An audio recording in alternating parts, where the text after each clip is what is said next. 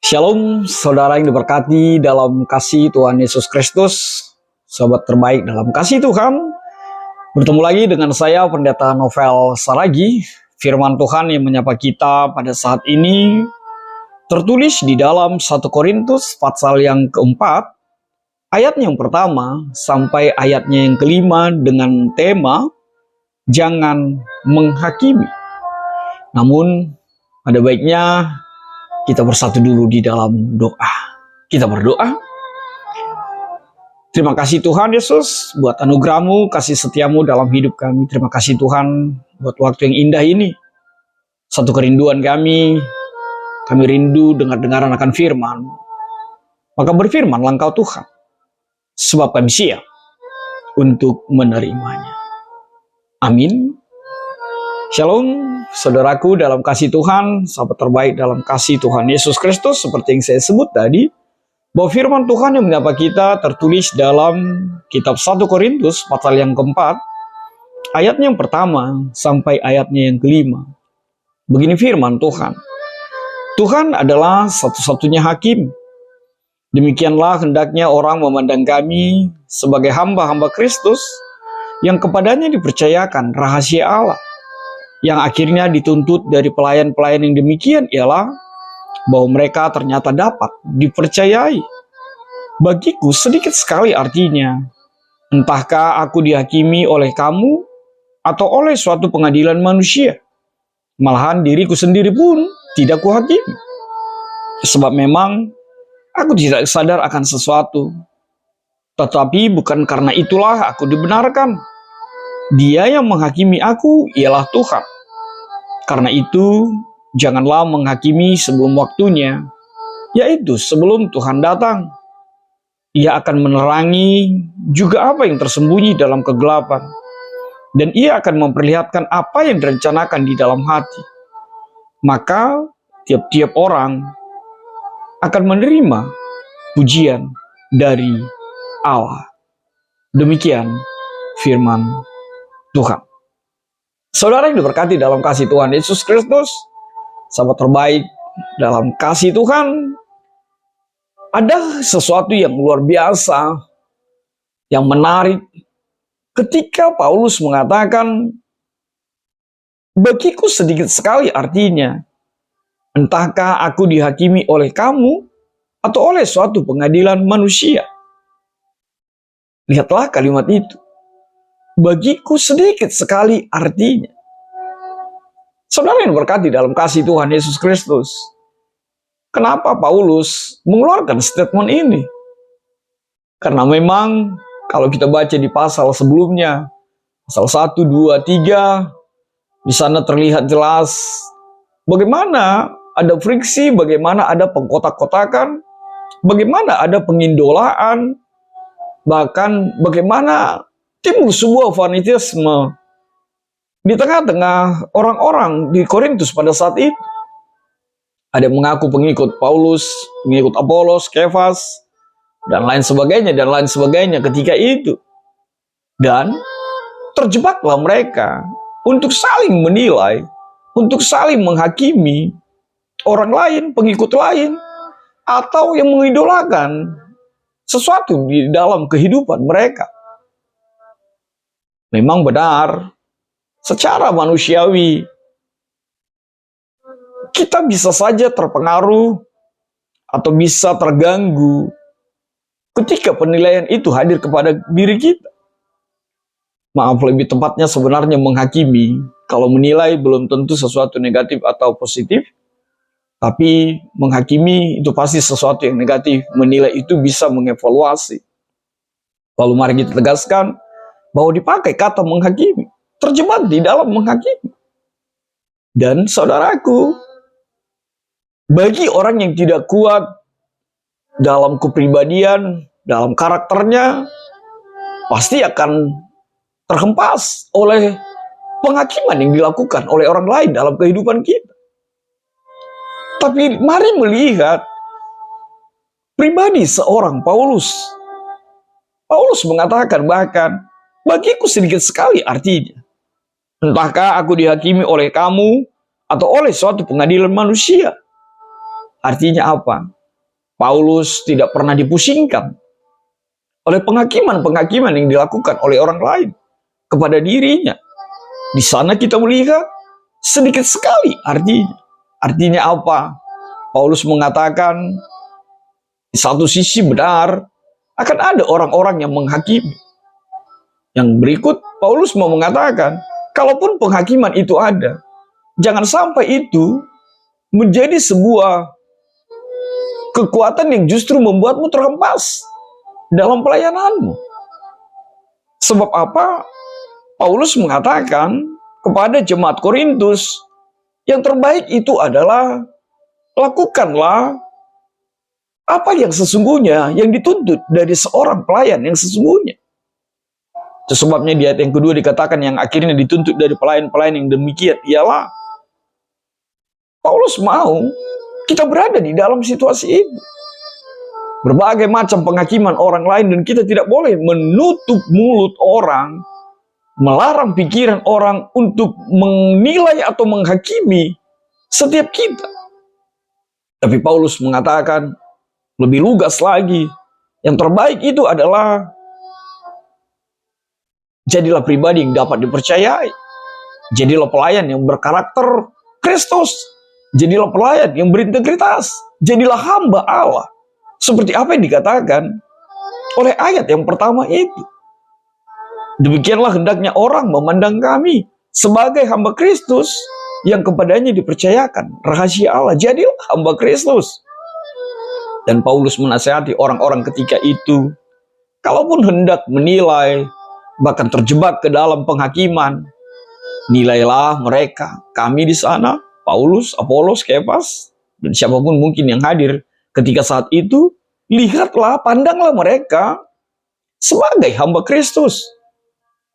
Bukankah firman Tuhan yang mengatakannya? Apolos menanam, Kefas menyiram, tapi pertumbuhan bersumber dari Tuhan. Sebab mereka adalah hamba Kristus. Mereka bukan membawakan dirinya, bahkan tidak pernah bisa berkhayal tentang apa yang mau disampaikan oleh pikiran. Yang bisa mereka lakukan adalah menyampaikan pikiran Tuhan, menyampaikan apa yang Tuhan suruh sebagai hamba dari Yesus Kristus di dalam kehidupan mereka. Maka saudaraku, Paulus mengatakan, demikianlah hendaknya orang memandang kami. Dan saudara yang diberkati dalam kasih Tuhan Yesus Kristus, pandanglah hamba-hamba Kristus itu, hamba-hamba Tuhan itu adalah pribadi sebagai perpanjangan tangan Tuhan di dalam kehidupan kita.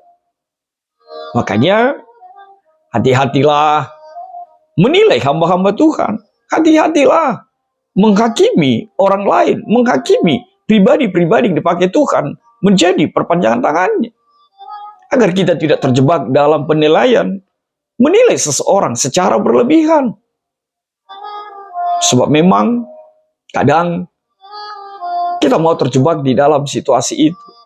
Kita hanya mendengar tentang sesuatu, kita hanya tahu tentang sesuatu, seseorang itu sedikit saja, tapi kita sudah tampil dengan gagahnya menghakimi dia. Bahkan sering orang tersebut tidak pernah menyakiti kita sedikit pun dalam kehidupan kita. Oleh sebab itu saudaraku, di dalam kasih Tuhan Yesus Kristus, biarlah hamba Tuhan juga ketika berada di dalam situasi dihakimi di dalam kehidupan kita, buktikanlah dirimu menjadi hamba Kristus yang dapat dipercaya. Sebab unsur trust itu, percaya itu sangat dibutuhkan dari seorang hamba Tuhan, dari seorang pelayan Tuhan di dalam kehidupan kita. Ibarat rasa saling percaya di antara pasangan suami istri. Dan ingatlah, ketika jemaat Tuhan, ketika umat di gerejamu tidak lagi mempercayai pelayan-pelayan Tuhan, hamba-hamba Tuhan yang dipilih di tengah-tengah gerejamu, maka dipastikan persekutuan itu akan berantakan. Sedikit saja jemaat itu tidak percaya, sedikit saja umat itu tidak lagi memberikan kepercayaannya sedikit pun kepadamu, maka gereja itu akan berantakan.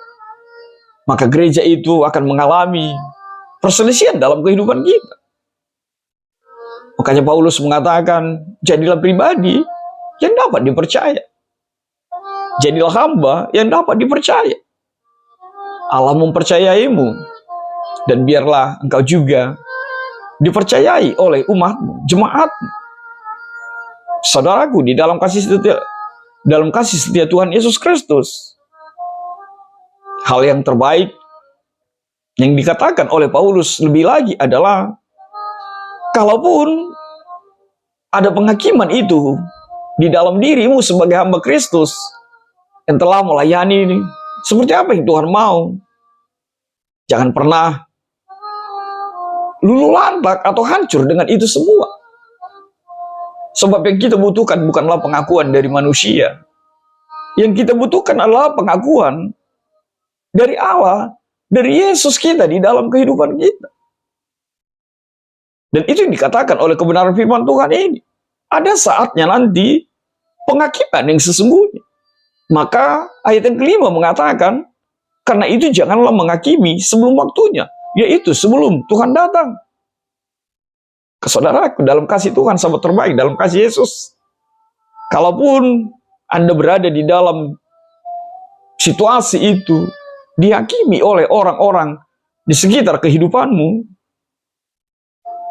anggap sepi saja. Jangan sampai itu membuatmu terhempas. Sebab hanya Tuhan Yesusmu yang berhak untuk menghakimi setiap kita. Sebab Yesuslah hakim yang adil, hakim yang jujur. Bahkan yang mengetahui kekedalaman hatimu, ketulusanmu dalam melayaninya di dalam kehidupanmu. Yesusmu, Tuhanmu adalah Tuhan yang menjadi hakim untuk setiap kita. Bahkan diri kita sendiri pun, seperti kata Paulus, tidak berhak menghakimi diri kita sendiri. Saudaraku, Paulus lagi-lagi mengatakan, penghakiman Allah lah yang menentukan di dalam hidupnya. Itu sebabnya Paulus mengatakan, kepada putusan Allah lah dia harus patuh.